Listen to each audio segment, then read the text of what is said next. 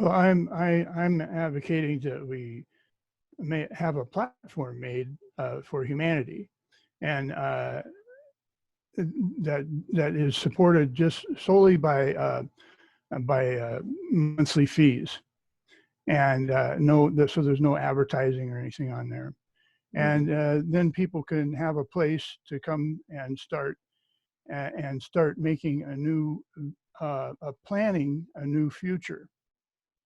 And so they design a whole new future for the world. And people all over the world, because I mean, right now there's probably about 4.5 billion people on the internet. I mean, it's well over half the population of the world is on the internet. So that means Yeah. and statistics show that 20% of the world holds 90% of the world's wealth. So it's always been the 20%. If you look all over the world, you see that all the environmental destruction and everything has come through our 20%. And I'm not blaming our 20%. I'm just saying that we do this because money is like a poison to us, and that's how it affects us. It makes us do these things. Yeah. And it makes us destroy our own environment. It makes us foul our own nest. And we do it for money because we're when we're born into this world of money, our 20%, we grow up learning how to survive in this world of money. And that gives us the perception that our survival depends on money. So then we'll do anything that we have to do to get money. And if we don't do it, somebody else will. It sets up a scenario of destruction. Sure does. And so but I'm doing the same thing, or trying to do, and Jamin's a whole lot better than I am at it, because he's a whole lot better. He's been planning this for many years, and I've just been working on it for a couple of years now. But I agree with Jamin that we need to use technology to help us solve these issues. And I look at it like this. I mean, I think our Mother Earth is a living organism. I mean, it's possible that she could be. And we don't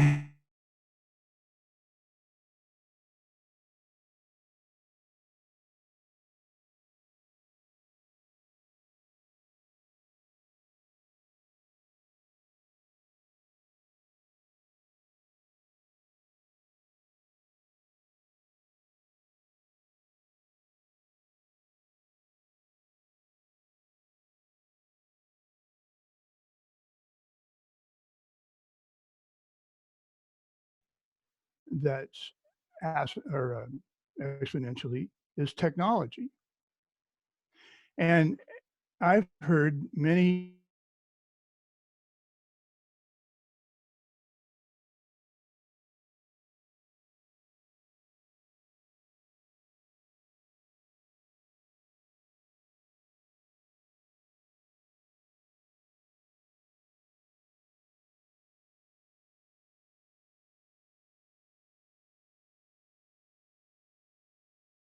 experienced this myself in my writing.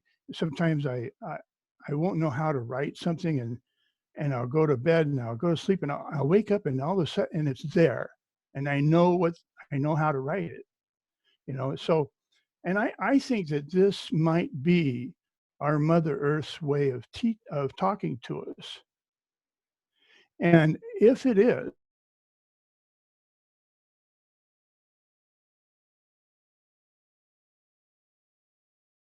processor technology that we have today, I mean, it's phenomenal. And I mean, they can put like 2 trigabytes or 2 trillion bytes Terabytes. on a jump drive. I Terabytes. mean, terabytes. Yeah. Yeah. It's just, I mean, it's just amazing. And that's even without artificial intelligence. I mean, Oh, I so, don't know. I think and I think artificial intelligence does have an impact on the technology. I mean, not oh yeah, AGI, but AI does. yeah, I'm certain of that. But I'm just saying though that we have the technology, and like Jamin says, if we combine collective intelligence with even this high speed processor technology, and not not even talking about AI, but just combining the human intelligence with this high speed processor technology, that can create an intelligence that's far greater than. Well, my understanding is it can be uh, exponentially greater than all of humanity put together. Well, we currently are more than human. We're augmented. We're really cyborgs Yeah, now because we have a much more capability now than we did before the internet. The world of information is available at our fingertips. yeah. So, you're much more informed than you would have been like 50 years ago Oh before. yeah. Uh, Even TV, made people much more oh, informed. well, Technology is, also disinformed. yeah, true.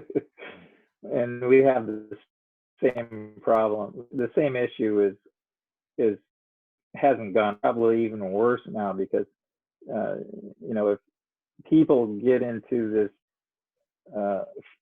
into a certain group of people and they're all misinformed about things.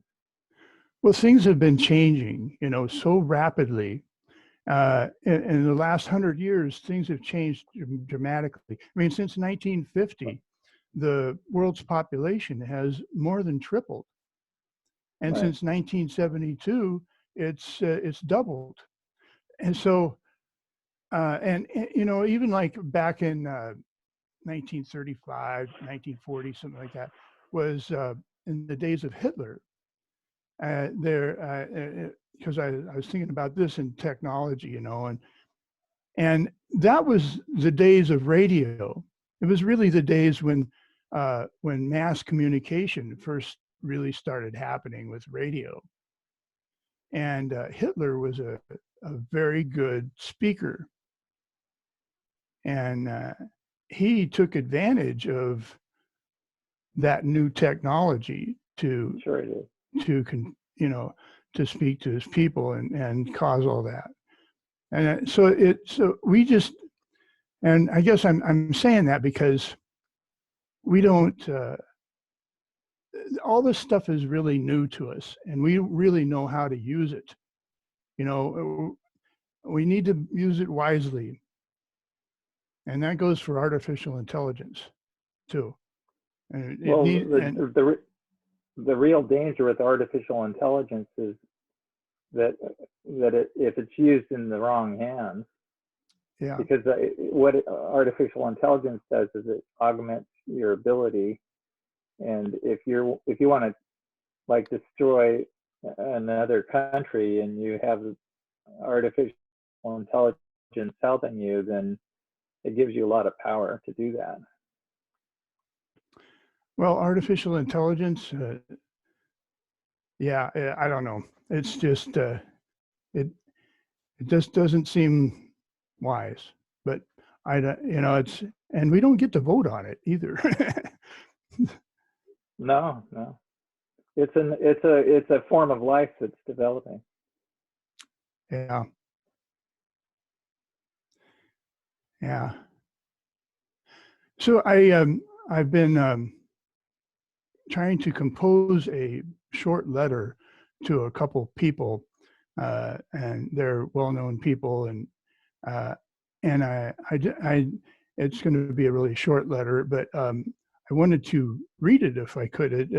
I was just going to read like 3 paragraphs. It's not even a page long, you know, but and then it would kind of give you guys some perspective that where I'm coming from, if it's okay. Good with me. Okay. Okay with you guys, Jamin? All right. Okay, I'll read it here. I'm not going to tell you who it's to, but so I say it's to two different people. I say about 30 years ago, I learned the concept that money is a type of poison to humans. This concept may sound surreal, but a virus is also a kind of poison, and a virus can sweep through a forest and only attack one type of tree. The uniqueness of that type of tree is what makes it vulnerable. The uniqueness of humans is our intelligence. We're the only life on earth that knows money, and the end result of using money is the end of life on earth. As you know, money is power. Anywhere we look in the world, we see that the spread of the concrete jungle, the fouling of our biosphere, has originated from people with enough money to build the factories, ships, power plants, railroads, etc. Both of you and I realistically know that our power alone cannot do these things, but with the power of money, we know we can. This may not be true for everyone, and I'm pretty sure it's not true for you. But have you ever noticed that the power of money often gives people the sense that it's their own power, that they themselves have the power? The sense of that it is of our own power is the poison of money working in us.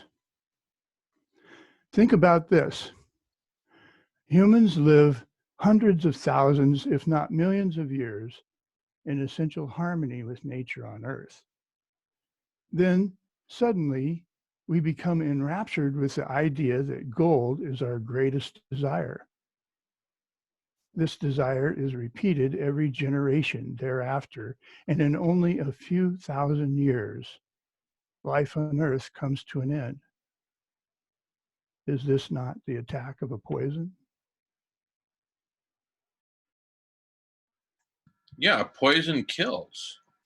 Yeah. Poison that kills an individual is poisonous to the individual. A poison that kills a species is omnicidal. Yes. So it's an exponentially worse poison than. It's almost like we're being attacked from alien, like an alien race. It's a species killer. Well, yeah, Well, but because we're the most intelligent. But it doesn't just kill our species; it's going to kill all of complex. Yeah. If we let it. Now, Adam, are we going to let it? Well, we are so far. We are. Are we going to continue to let it? Well, you and I aren't. Hell no. Try not to. No, we're not going to try. What did Yoda say? Try or did Yoda say do? Did Yoda say try or did Yoda say do? Try not to do. So we're not going to try. We're going to do. Yeah. It sounds like money is kind of like Roundup. What Roundup or glyphosate does is it accelerates the growth of plants so that they grow too fast for them to survive. Well, people say that's how it kills them. We have greed, right? So yeah. I've been thinking about that, and so we do have greed. I mean, but we have all these. We have a bunch of different emotions in us that usually aren't very big, but money exaggerates them. It magnifies them. It's like amplifies them. And it takes the greedy nature that's in us and magnifies it, gives it power. and a whole lot of power.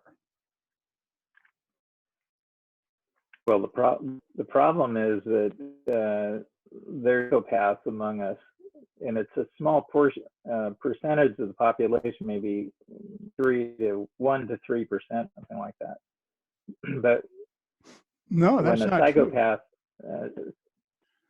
because the statistics do show that 20% of the world holds 90% of the world's wealth.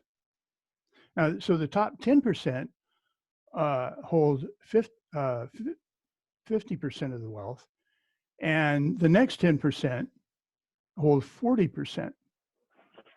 So it's if you average the whole 20% out, then what I calculated it, and if money's power, if it equals power, then that would mean that each person in the 20% has 36 times as much power as someone in the 80%.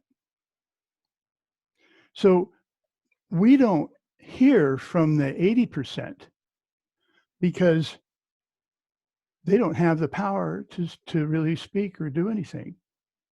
And if you look around, you look over the world, you see that everything has been built from the 20%. There's an important correction, Adam. Are you ready for this? Mm-hmm. Okay, here, let me screen share so I can show you. It's real quick, but it's a big difference. When you said that the top 10% owns 50% of the wealth, it didn't quite sound right. Look at this. Half the world's wealth belongs to the top 1%. Yeah.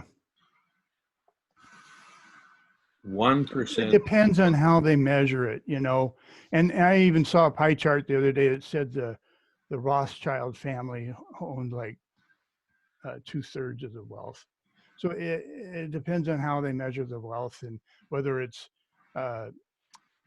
yearly income or whether it's just divided amongst developing nations or the whole world. There's a bunch of different ways. It's like taking averages. There's 3 different kinds of averages, Well, there's also the discretionary income. Like if you're making $1,000 a year and your expenses $4,000 click a on year, that. then you have Click on that. $5,000 a year discretionary income. Jamin. I'm sorry, Nolan. Go back and click on Maslow's hierarchy of human needs. That pyramid that was on there. This one? Yeah.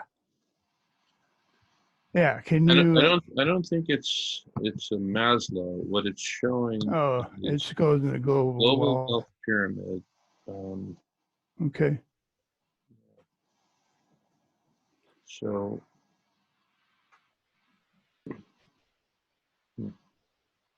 That's all right. Anyway.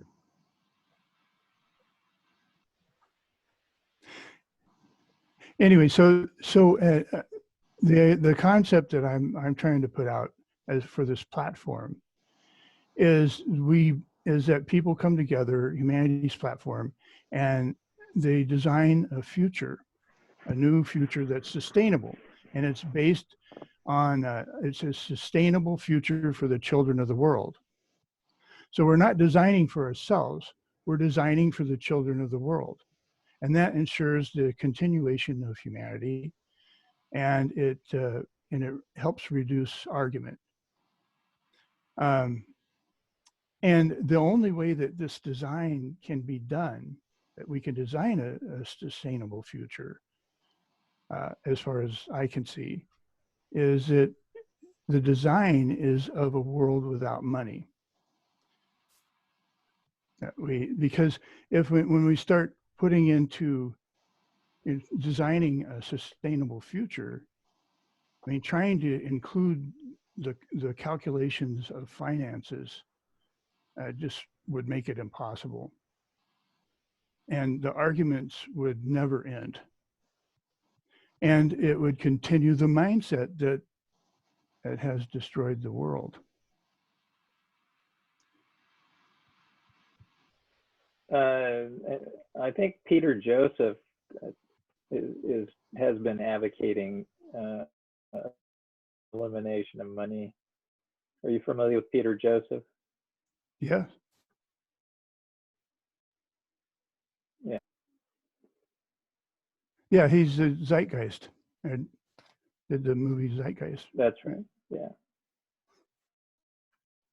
Well, he was the one who produced that and released it, and that was the instigation of the Zeitgeist movement.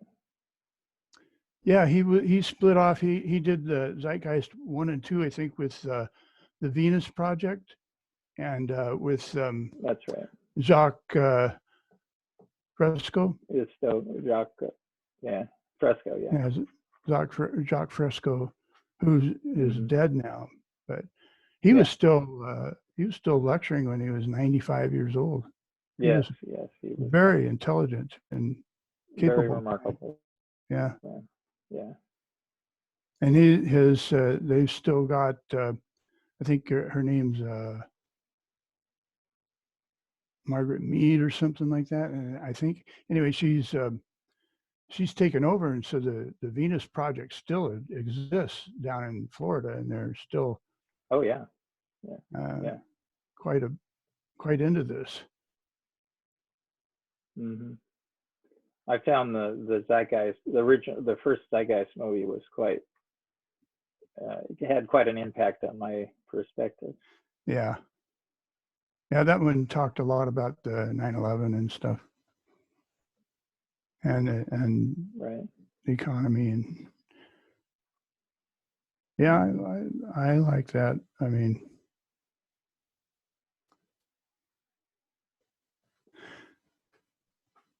so Jamin and Nolan, there's Jeff Bezos is offering $10 billion.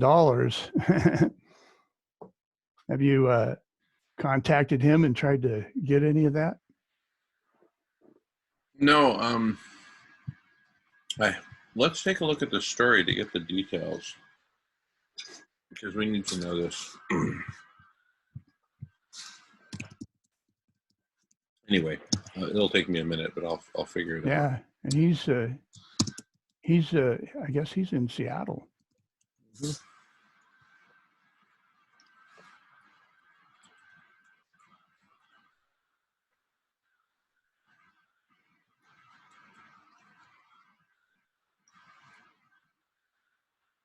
Fighting the impact of climate change. How do you fight the impact of climate change? All right. Do you have a screen that you can show us? Or? Oh, yeah. Here. Look at that cloud. All right. Let's see here.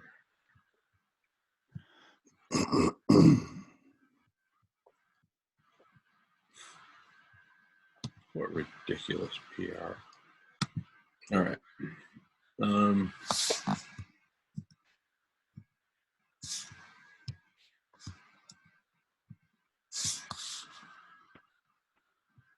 Explore new ways of fighting the devastating impact of climate change.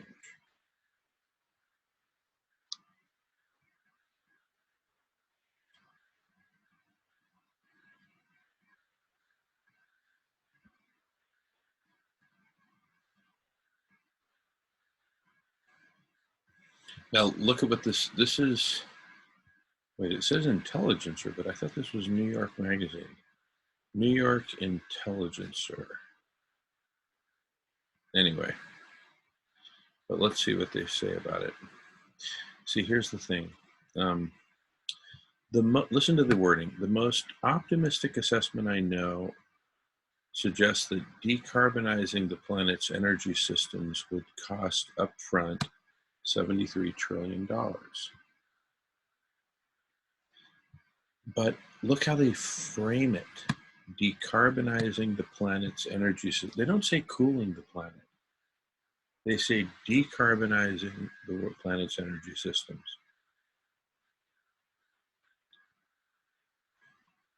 It sounds like the Green New Deal. Yeah.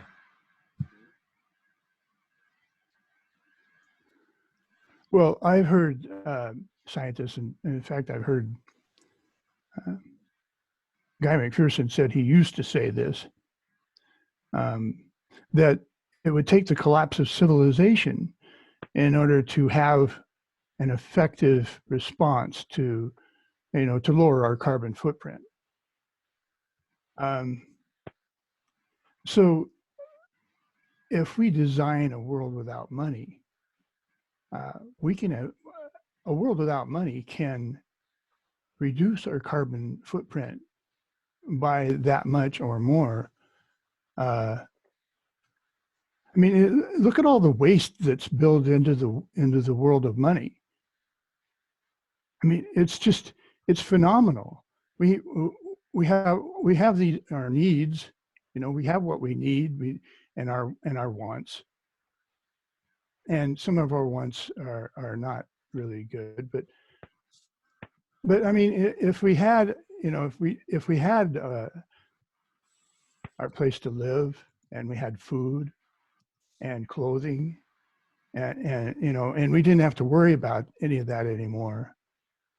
I mean, I've done a calculation, and this is all about what I'm doing, but we could have a volunteer workforce, because we could reduce the population, or we could reduce the work hour week down to 15 hours a week. And then eventually there would be no need for work at all. Well, that might be. If civilization continued long enough. Yeah, I mean, we would continue in technology. Because I would like to see us bring back, restore nature. Bring back the animals and reduce our populations down to, humanely using technology, and over time reduce our populations down to a sustainable level, and bring back the animals. The science is now saying that about 12,800 years ago, a bunch of asteroids hit our planet and sent the world into a short but powerful ice age called the Younger Dryas. And during this ice age, well, it changed our lives. It changed the hunter-gatherers, because that's when they turned into agriculture. They turned to agriculture. So they were hunters and gatherers before that, and then they started planting, and and they started. Well, my theory is that, see, what happened was, we talk about the 20%. Well, the money world originated in the Eastern Europe area, around Mesopotamia, where written language and that also happens to be where herding began. The areas of around the Middle East and Turkey and Iraq or Iran and those areas, I think all the way from France clear to China, they had started herding. But in the West, they didn't herd. They were just they planted, and I guess when Columbus came over to America, there was like 60 million Native Americans living in America. So their populations had already gone up. But when we started herding animals, I think there's a big, I think that's when the poison of money because animals were the first form of money that I've learned. That animals became the first form of money. And those people that herded became fierce. And so their populations grew, and then out of those populations that herded, then they started conquering the world, and the East invaded the West. And of course now it's the United States, but mostly, but it's the power of money has, if you look over the whole world, the power of money is what has created this world that we live in, that's destroyed everything. And people don't do it on purpose. It's not, I mean, they do it on purpose for money, but they don't do it, to purposefully hurt the earth. It's just the way we were born and raised. Go ahead, Marshall. It might be that. There's no defense. Well, I've heard it said that civilization is what has caused it. And well, civilization needed money in order to function. So maybe it's a combination of civilization and money. Oh, hey, you guys! I found out some information. So the Jeff Bezos Earth Fund, all he did was announce it. It's not in existence yet, and so it's some future thing, right? We need to get this thing figured out, and the train needs to leave the station in a matter of weeks, not months. Now, that's actually good news, because guess what? By the time he gets his act together and actually writes a check to fund the fund, and has hired the legal staff and the political staff and the fucking staff and the that's going to take months. And then they're going to have to figure out what their processes and procedures, and that'll take more months. But check this out. By the time they're actually ready to start receiving requests and proposals, we'll be top of mind for them, because we will be the collective super intelligence that will have figured out not only SRM, but drawdown and a holistic plan to address everything, starting with the cooling of the planet. We're not just fighting the effects of climate change. We are stopping climate change and, dare I say, reversing climate change.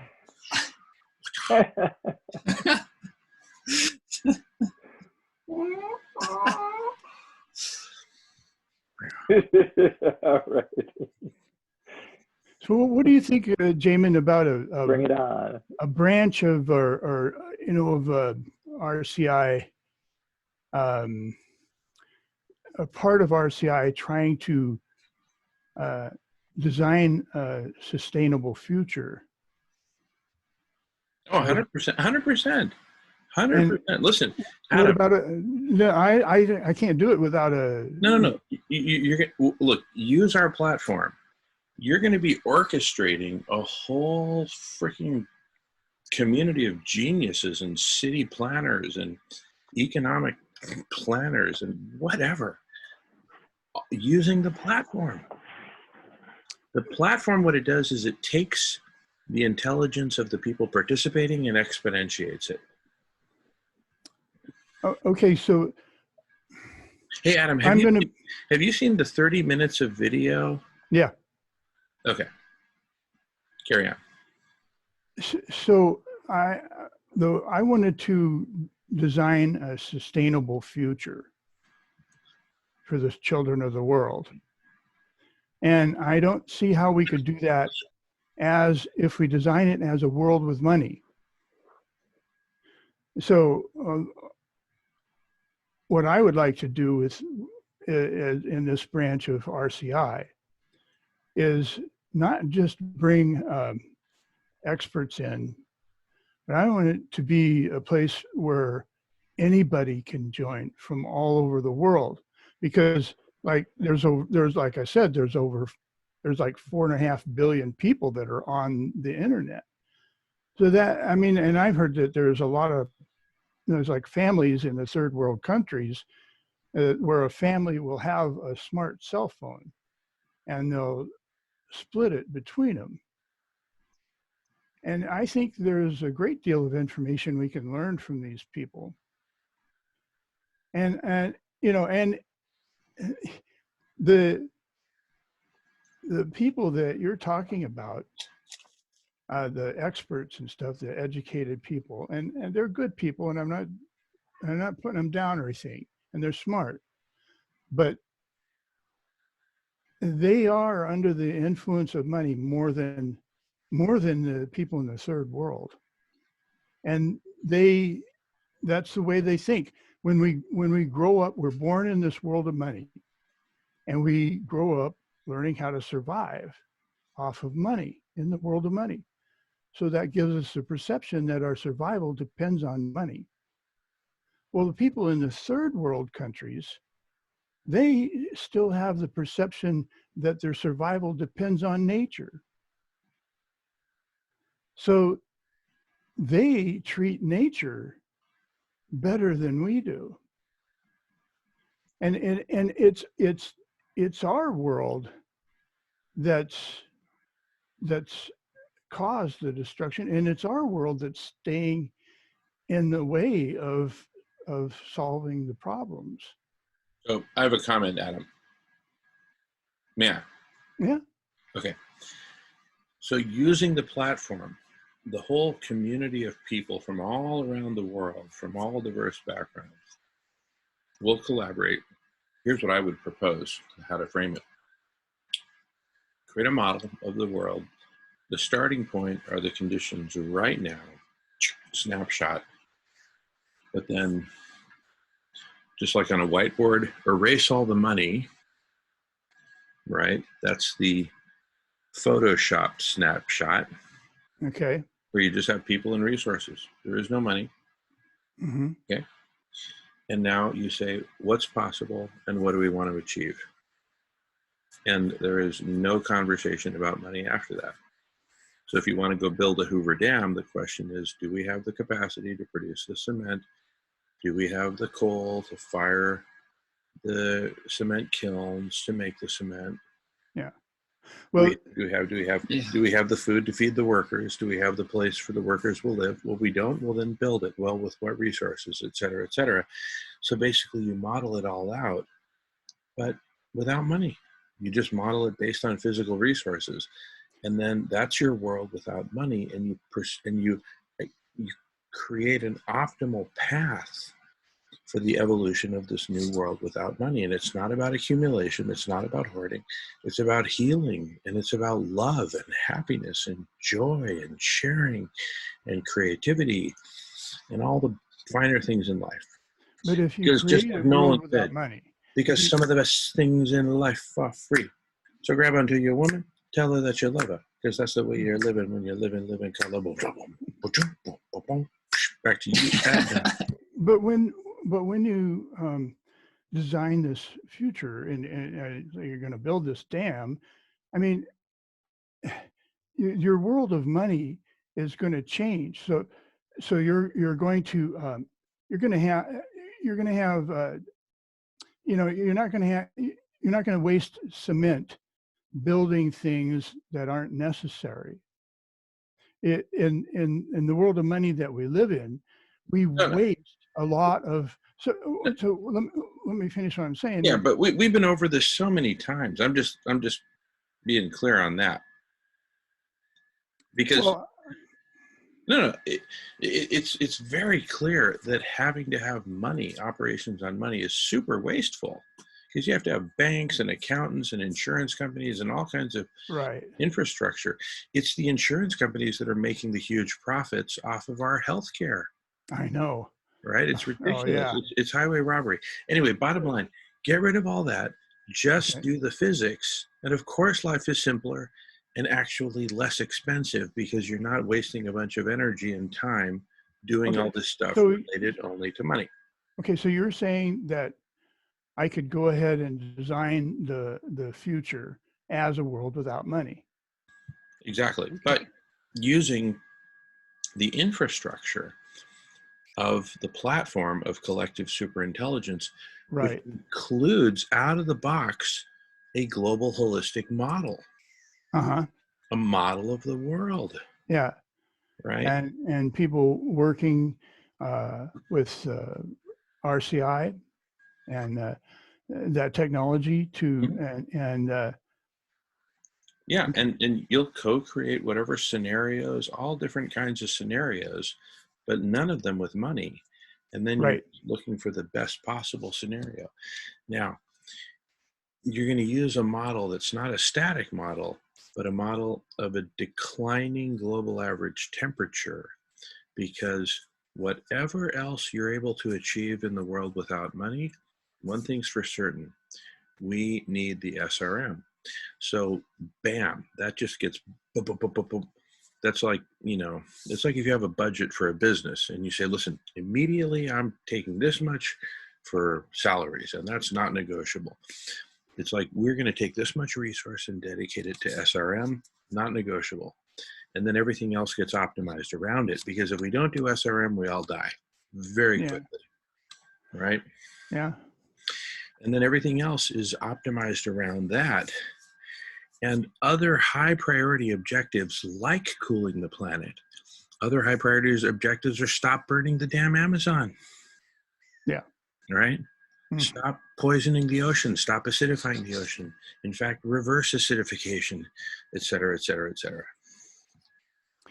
Right? Okay. So what I want to build is a vision or a plan for the future, but it's not going to change anything that we're doing now. But so at some point, things are going to get so bad that humanity is going to really be looking for a way out. And when that time comes, then if we have the plan ready, that they can see and say, well, there is a way out, then they'll look at it and they'll say, well, this way of a world without money is doable. Because if somebody else on your platform tries to design the future as a world with money, I mean, they're going to find that the design of a world without money can be far better by leaps and bounds. It can, if we need to reduce our carbon footprint by 80% overnight, we can do that in a world without money. But in the world of money, we can't. We get stuck. The first question is how much does it cost? It's just impossible. So how do we go from a world of money to a world of no money? Well, like I said, when people when Mother Earth's wailing and the collapse of civilization approaches, people are going to look for a way out. And if we have a plan ready, then they'll say, well, let's do it. Let's go for that plan. And when enough people join the platform and buy into this plan, then we can have a transition. Instead of having the collapse of civilization, we can have a transition while backup systems are in place. And we can transition into a new sustainable world that we've planned. Because people without vision are lost. So if we have a vision, then we'll know where to go. We'll know what to do. But if we don't have a vision, we won't know. We won't know what to do. Well, what we're doing is we're moving rapidly into a position where we're not going to have the ability to grow crops at scale. That could happen this year, and when that happens, then the price of food is going to go through the roof. Yeah. And so then you have to, well, if you don't have money, how are you going to get food and stuff like that? Right now, money is what distributes food. Mm-hmm. You have to have money to buy food. Okay, so if you design a world without money, you can eliminate the waste. But first of all, you're designing a sustainable future for the children of the world, not for ourselves. So okay. you're saying, well, what is it going to take? So the modeling system that you set up is going to compare everything against whether it will provide a sustainable future for the children of the world or not. So you're going to eliminate all the waste. You're going to probably reduce our meat consumption, and you're going to eliminate probably pretty much all of flying airplanes. Because you're going to eliminate ships, big ships, and the massive amounts of carbon that they put in the air.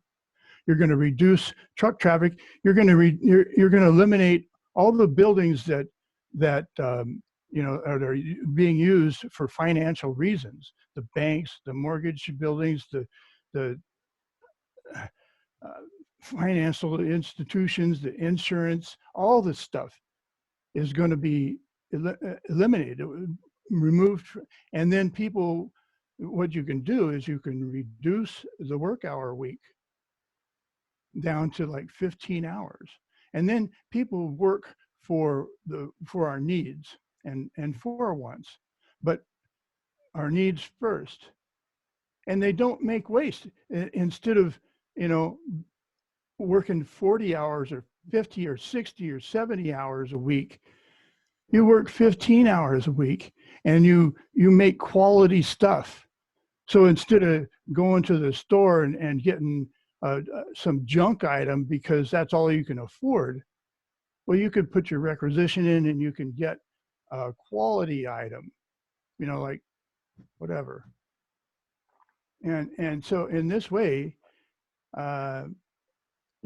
we're able to design the future, and we use the technology, the high intelligence that we create to tell us how to do things like have a clean source of energy. We need that right off the bat. If we had an endless supply of clean energy, we could use a lot of that energy to remove carbon from the atmosphere, from the oceans. I mean, that's the problem, because right now we put as much carbon into the atmosphere as we're removing from it. Pretty much, it null and voids our efforts to remove carbon from the atmosphere. Oh, we're adding more carbon every year, faster and faster. And that's because we live that's because of the world of money. Sure. If we had a world without money, we wouldn't be doing that. We wouldn't have to. People would have time to raise their children. They would have time to spend with each other. They would have time to restore the earth. In our spare time, we could go down to that valley, that's industrial valley with the polluted river, and we could start tearing down the buildings that we don't need anymore. And we restore the river, and pretty soon, a few years, it wouldn't take that long. We could have a new world. I mean, there's almost 8 billion people in the world right now. if this technology should be able to tell us, and I gotta believe that we already have this technology, that we could, if we wanted to, we could have a reversible sterilization procedure where people could become temporarily sterilized until they wanted to have a child. And in this way, if you remove money, then you don't have all the advertising. I don't think we realize how much effect that advertising has on us. We've been assaulted with advertising because of money for what, at least 70 years. And I don't think we have any concept of how much that affects us. But we see the effect because in our population growth, because I mean, it's insane, but companies are making money off of progress, and population growth is part of progress.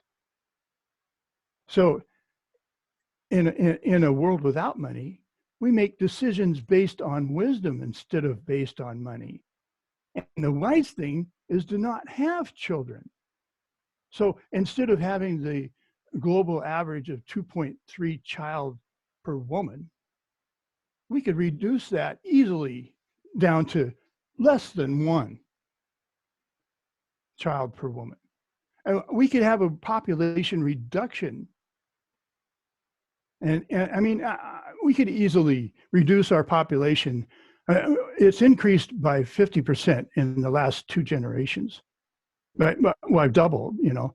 So we could easily do that in the next 2 generations. We could probably even do more, because global warming is going to take people no matter what we do. Sure. I just don't see any other way that, I don't see how we get out of it unless we do that. What do you think, Nolan?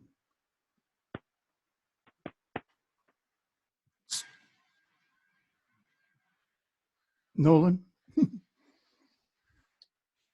I think we have to use the power of the technology that we already have today to its fullest extent. And we're just not. And we're on the verge of technology that's going to drastically improve the way we operate. But we're in a weird period where people are scared of corrupt corporations using that technology to manipulate us and to not really serve us to the extent that they could to really serve us. You're talking about information and communication technologies. Yeah. Including social media, search, etc., all of which is monetized. Exactly. Mm-hmm. And if we weren't trying to monetize it, corporation. If we weren't trying to monetize it, but instead we were using it to power collective super intelligence and are connecting with each other so that we can come up with better and better and better and better solutions, independent of money or any other corrupting influence, politics, power, ownership, this, and no. It's what is the best path forward, right? Period. That's it. What is the best path? Not what can we afford, but what's the best path? And just as RCI is going to figure out the best way to get rid of the excess heat on the planet and cool us down to pre-industrial temperatures, it will also figure out the best way to get rid of money itself, right? For example, it may be that there might emerge a transitional form to get rid of money so that we don't get rid of it all in one step. For example, here's one possible transitional form. And Adam, I know you've seen this, but I don't think Les has necessarily seen this. But so the standard CCC, certified compassionate companies that donate 100% of their profits to eradicating hunger, all their profits, not all their revenue, just all their profits. Newman's Own does this very successfully. They donate 100% of their profits to charities generally. They don't focus on one issue. CCC focuses on one singular issue, ending hunger. The other so you're talking about nonprofit corporations? No, I'm not talking about a nonprofit corporation. I'm talking about a corporate. Look, Newman's Own is the best model, okay? Everybody's familiar with Newman's Own, correct? Mm-mm. Okay. Next time you're in a grocery store, Adam.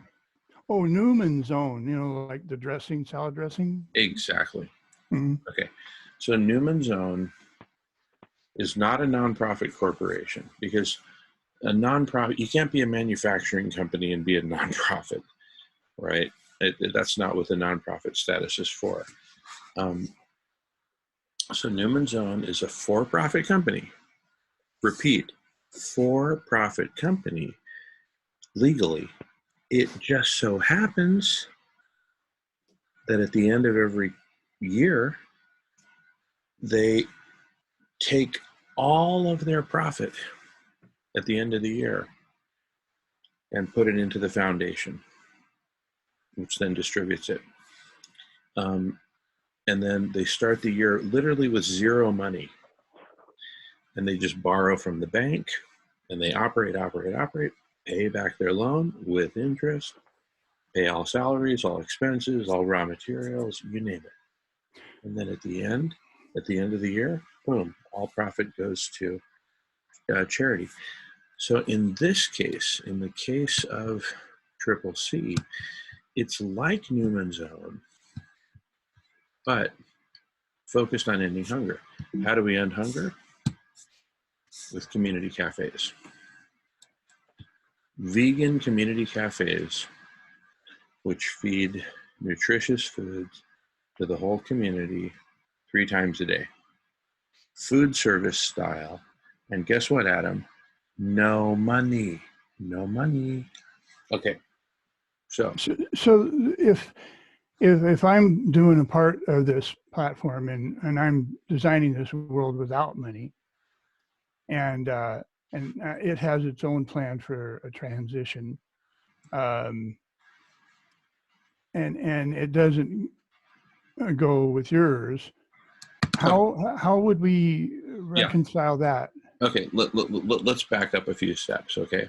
Okay. I said, what if, once you've developed this roadmap for this optimal future without money, right? The question still remains, how do we make a transition from where we are now to that point?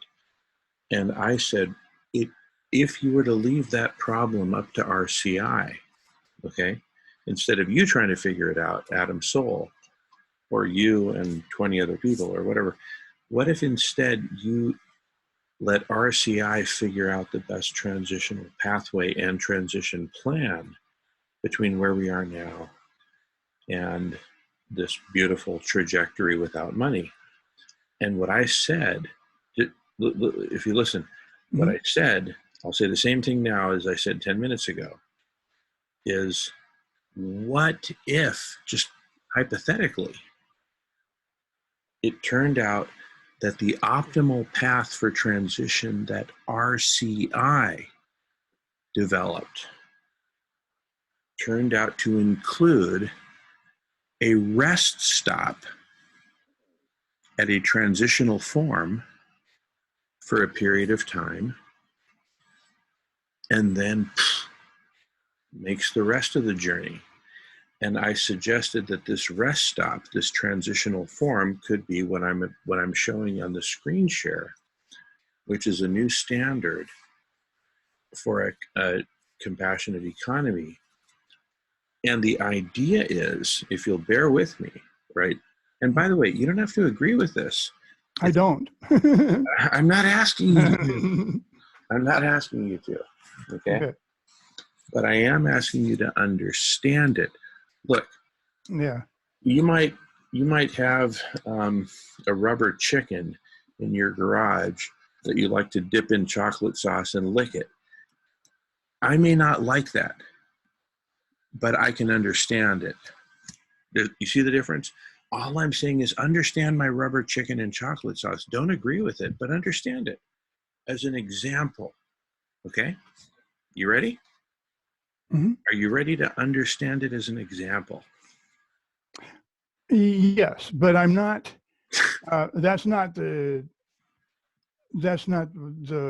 transition that I see. I know it's not. Okay. And that wasn't my question. My question was, are you ready to understand it? Not to agree with it, and not to say that it's the same as the transition that you see, but are you ready to understand it? Hey, folks, I got to cut out. Good to meet you, Adam. Same here, Marshall.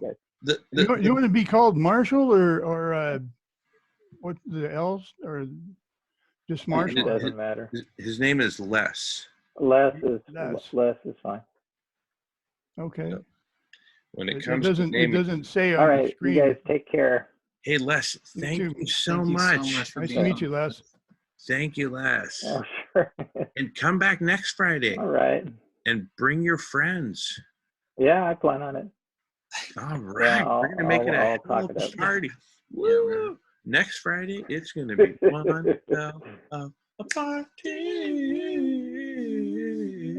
All right. We'll see how it goes. All right. Good night. Thanks, Les. Have a good night, buddy. Good night. Good night. Well, you guys aren't used to staying up late, but I am, because my wife doesn't usually get home till 3 o'clock or in the morning. So I stay up late all the time. Wow. Wow.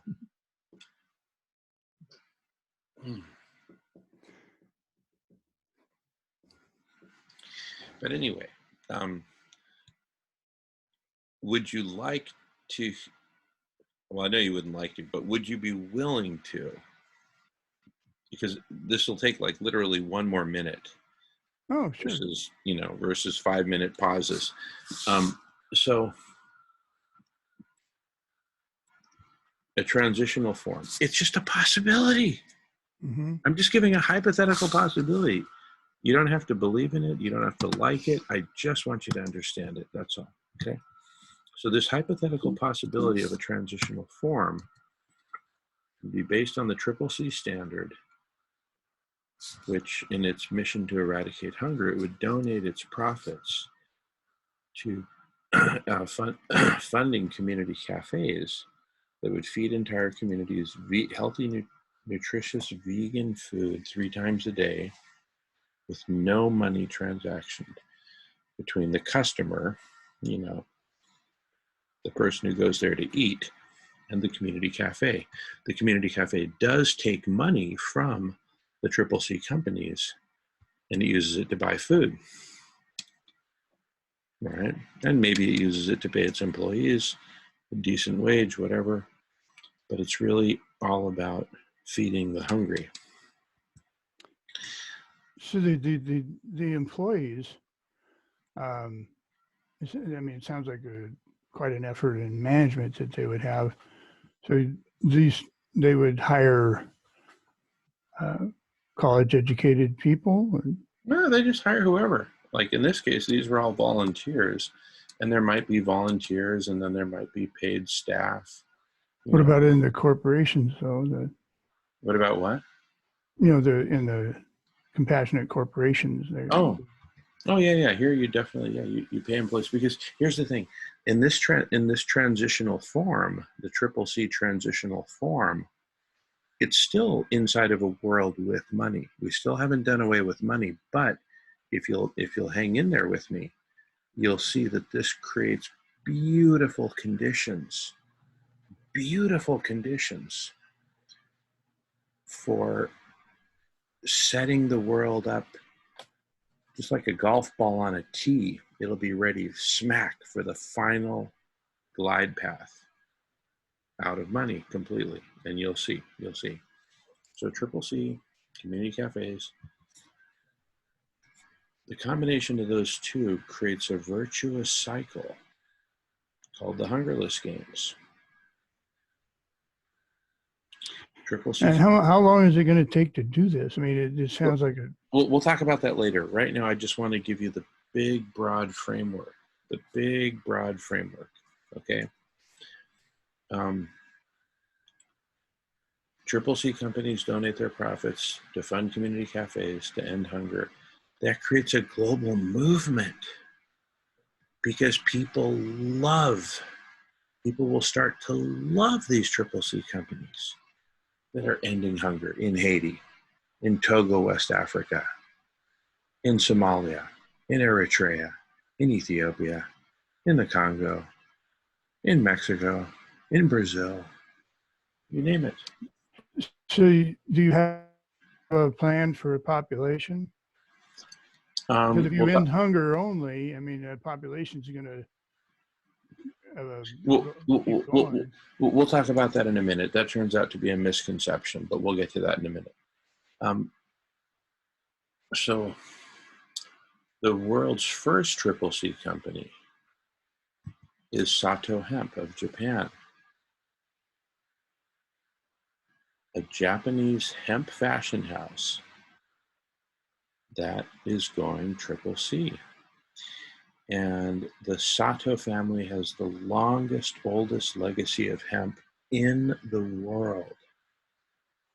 And Mr. Takuya Sato, the holder of that legacy, my brother, Takuya Sato, he is the Emperor of Japan. Bum, bum, bum. Oh, yeah. Okay. So that's the brief introduction to CCC. Let's see here. Jamin, both of you, I feel like I just got to call you guys out because I'm sure Adam's heard about CCC and Hungerless Games and community cafes before. And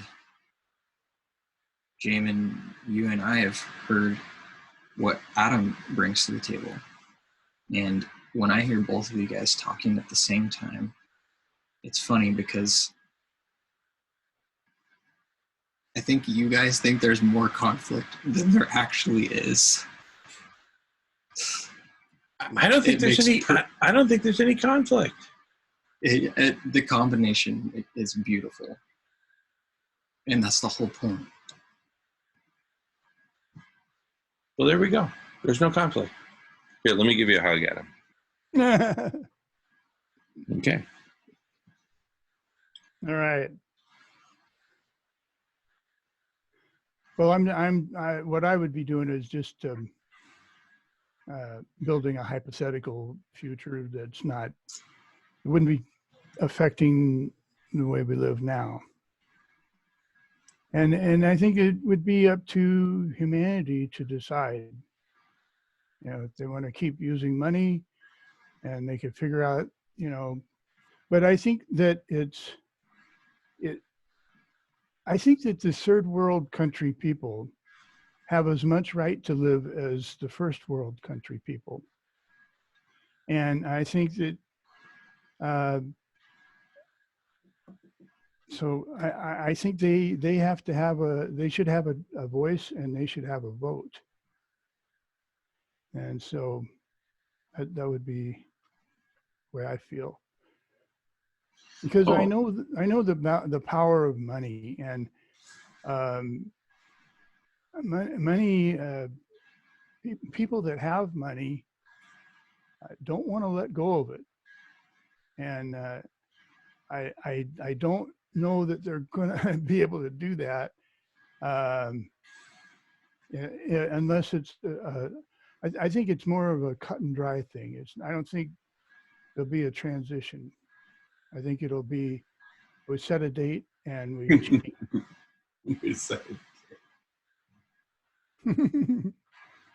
But yeah, you know, it has to be something that everybody agrees to, and a date is set. The thing is, with the transitional form, CCC, the wealth from the sociopaths is taken from them. In what you're saying, everyone, the sociopaths are supposed to agree to a date when they're supposed to just hand over all their money or burn it or whatever. No, I don't know. You say sociopaths. I don't think that I think money makes us crazy. I don't think that I think once we get rid of the money, we won't be so crazy. We've got 10 people watching on YouTube. Cool. Right on. Hello, everyone who's watching.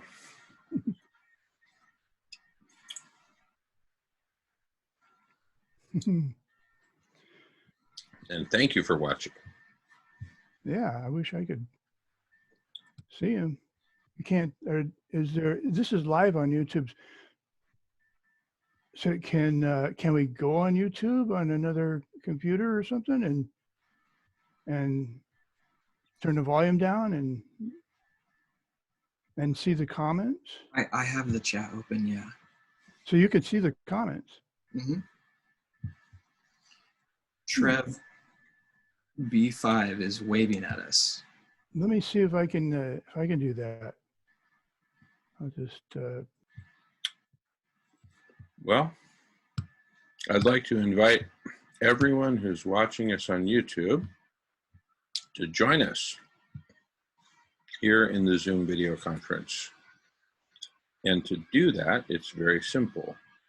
You go to radish.org, RADISH, 1D. I'm just going to paste it in the chat. Okay. Oh, good. Yeah, click on the link that Nolan just pasted in the chat. Thanks.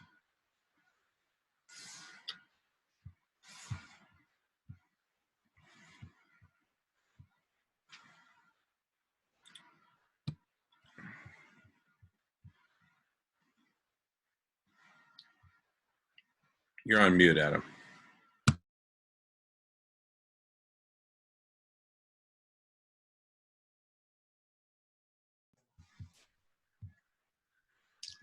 Yeah, well, I could see it. I could, and maybe I can manipulate my screen around here and.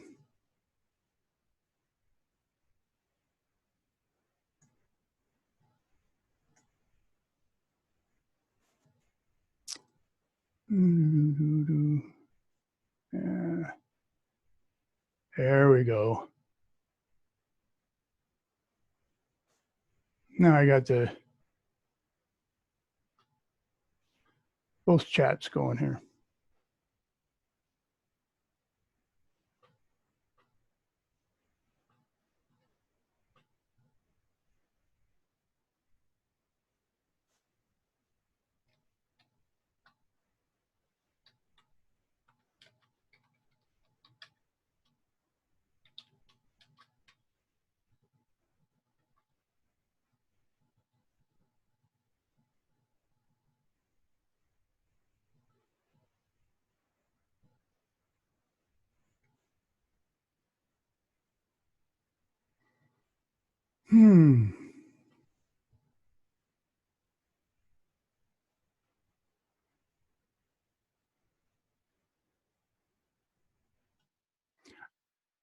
There's 10 people on there, huh?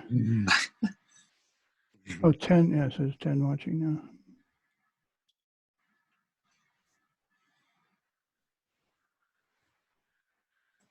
And you know what, Adam?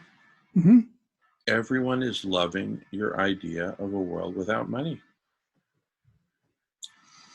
Absolutely. You know, I've talked to I haven't been to the third world countries, but I've talked to homeless people, and they, you know, there's a lot of people in the United States that are not part of the 20%. And I found that they are much more amenable to having a world without money than people who, are in the 20%, are working and stuff. I know people that work hard and long hours and are really slaves and work their whole lives and they make good money and but they don't have time to do the research that we do about the environment and stuff, so they're not even aware of what's going on, and they're just manipulated. And they have these attitudes that are not all of them, of course, but I often hear them say things like, well, I've worked hard and I deserve to my retirement, and I'm going to have fun, and I'm going to spend money and do what I want. Nobody's going to tell me what to do, and it's just. Yeah, I'm right. It's not. Yeah, I mean, this attitude is not going to save the world.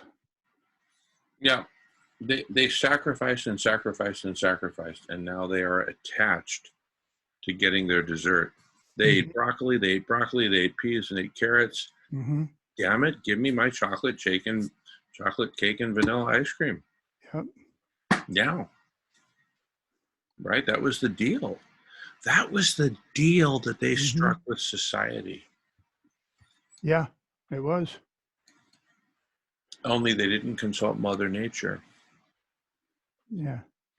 And they didn't get real about their addictions, any of them, any of the participants, either that person we're talking about or society as a whole.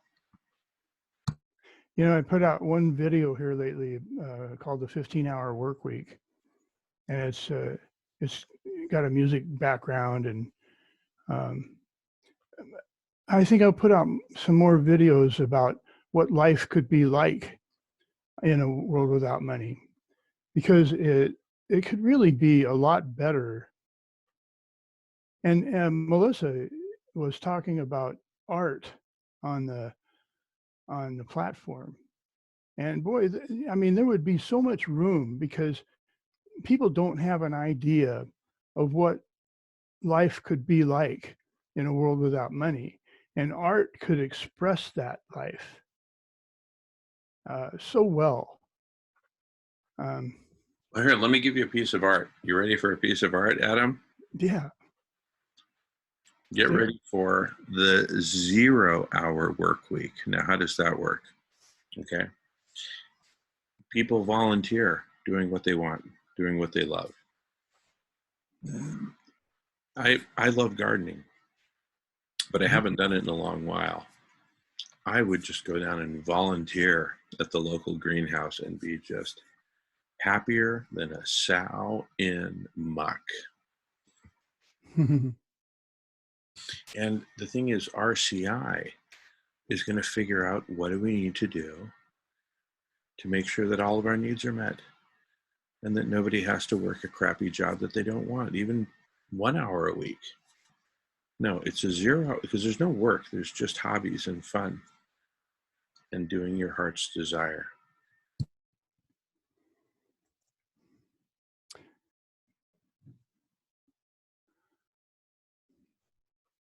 Well, I don't know. But you see, that's a piece of art. What it does, it's poetry, and it's word art, and it speaks to a Garden of Eden, right? Kind of existence that everyone dreams of. People will. I mean, some people want to work, and some people, have are really intelligent and want to work in laboratories. And I want to bring back the animals. I want us to bring back the mastodon and the animals that went extinct with those asteroids that hit 12,000 or 13,000 years ago. Well, let me tell you my perspective, Adam. Guess what? Nobody wants to work, but everybody wants to do their hobby that they love. So if you love messing with test tubes and bringing back the mastodon, that's your hobby. Do it because you love it. I'll be down the street gardening because I love it. Not because, oh shit, I got to go to work again. Ugh. Alarm clock goes off, even for 15 hours a week. Let's have a 0-hour work week. And everyone does what they love.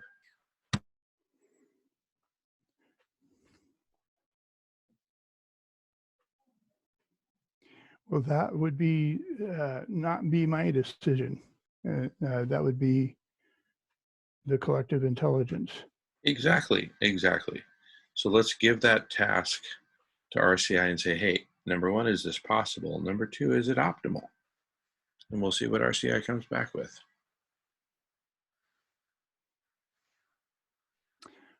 Okay, so if I was going to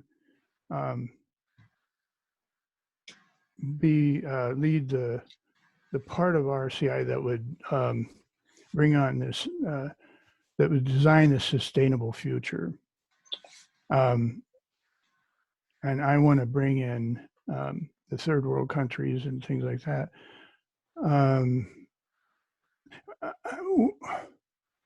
And I want our decisions to be modeled under the, I want the models to be set up so that they determine everything they determine is based on providing a sustainable future for the children of the world. If it doesn't meet that criteria, then whatever they want to design into the future cannot go into the future. Because if we don't provide a sustainable future for the children of the world, then humanity won't continue.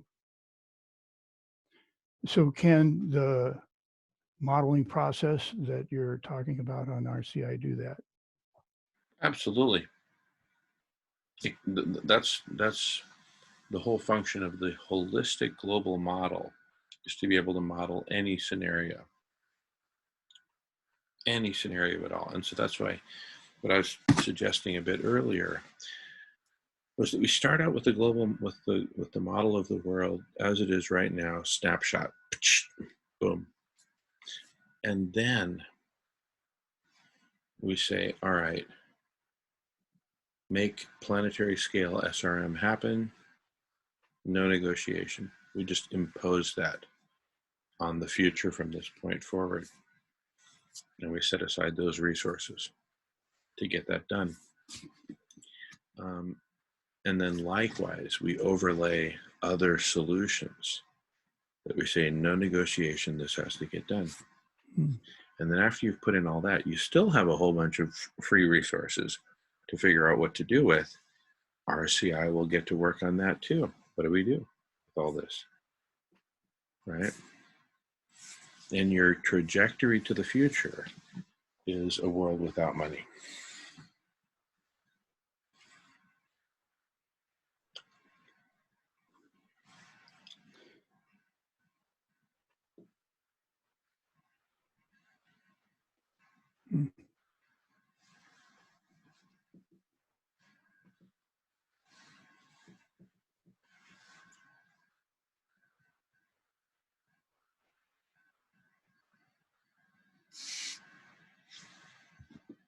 Now, you want to see something cool?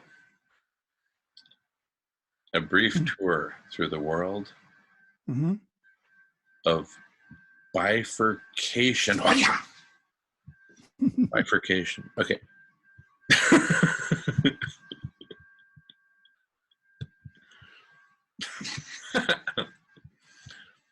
Let's. Okay. We're going to talk about the bifurcation of the global economy. But we're going to start with one, not exactly small, but one category, being cola soft drink category. First, there was just Coca-Cola. Then there was Coca-Cola and the Seven Dwarfs. And then one of them came along and bifurcated the category. Now let's go from one category of food and beverage to the entire food and beverage industry. First, there was just food. Back when you and I were kids, Adam, there was just food. And then it got bifurcated. Now let's go from the food industry to the entire retail industry. But first, actually, let's take a look at organic. You can get anything organic. Horizon really kicked it off in terms of packaged products, branded packaged products. If you want to have an all-American barbecue, it can be organic. You can even get organic briquettes. You can bring your girlfriend some organic flowers. If you get lucky, you can sleep it off on an organic mattress. And at the end, you can light up an organic cigarette. Finally, a cigarette. Man, good for you. What a relief, huh? Well, all cigarettes are good for you, aren't they? Jeez. Basically, but organic is even better. Okay. Anyway, now let's go from food to the entire retail sector. First, there was just retail. And then it got bifurcated. Now let's go from the retail sector to the entire global economy. Right now, there's just one big, giant global economy. And Adam, what is it that rules this economy? Who's the boss here? Money. Money. Well, guess what? We're about to bifurcate it.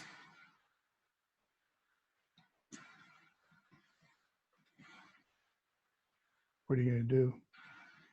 Pardon me? What are you going to do? You're going to bring on the compassionate corporations, or?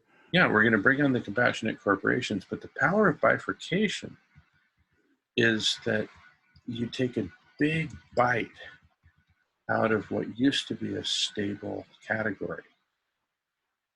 There was just Coke. And then,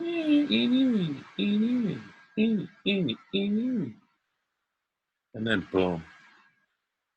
You basically split the category in two, right? Kaboom. Kaboom. We're going to bifurcate the global economy. But the thing is, the Triple C companies are going to be where all the fun is, where all the quality is, and yes, where all the intelligence is. Collective superintelligence.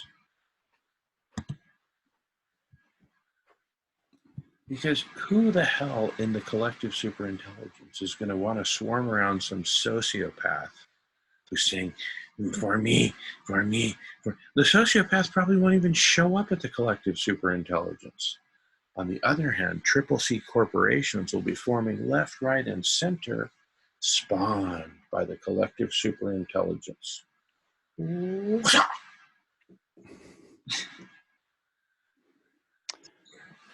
Well, if things operate the way you say they are, I'm not muted. Then it doesn't seem like it would be your decision whether they bifurcated or had. Oh no! It's not my decision. I'm just suggesting one possible scenario. What about all the inks and dyes that you use for advertising on the packaging? And what about using refillable containers and shipping things out in 250-gallon totes and things like that that can really make a difference. I mean, and having all this extra, you know, like what are you going to do about clothing? You're going to have, you know, keep. Everybody's going to go naked. See, it'll be like the Garden of Eden. There will be no clothing. What are you talking about? No clothing in Garden of Eden. Maybe a leaf or something like that. Let's make sure we get some leaves from those trees that they had some big leaves. Remember that stuff we were looking at earlier? World tree. Giant leaves. See, I need a big one. I don't know about you guys.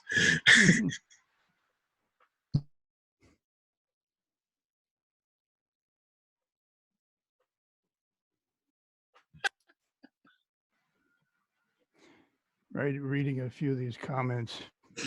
I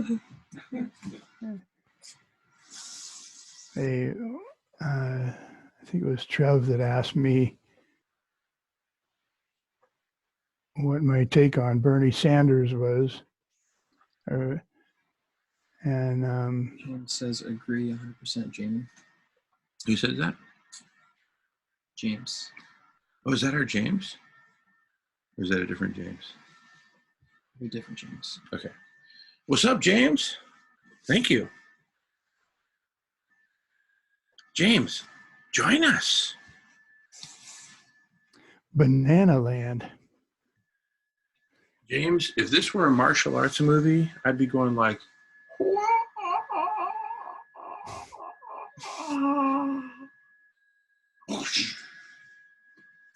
Are you voting for? You know, I just don't. I haven't voted in a while. They don't let us vote on the things that are important, and then it doesn't matter what you vote because they do what they want anyway. So I just quit voting. They do what money wants. They do what the corporations want. They do what the lobbyists want. Yep. We have the finest governments that money can buy. Yes, that's true. I don't know, you know, I mean, I had a lot of hope for Obama. And I think he was a great man and a good president, a great president. But I think he was limited. I don't think he could do very much of what he wanted to do because of the power of money.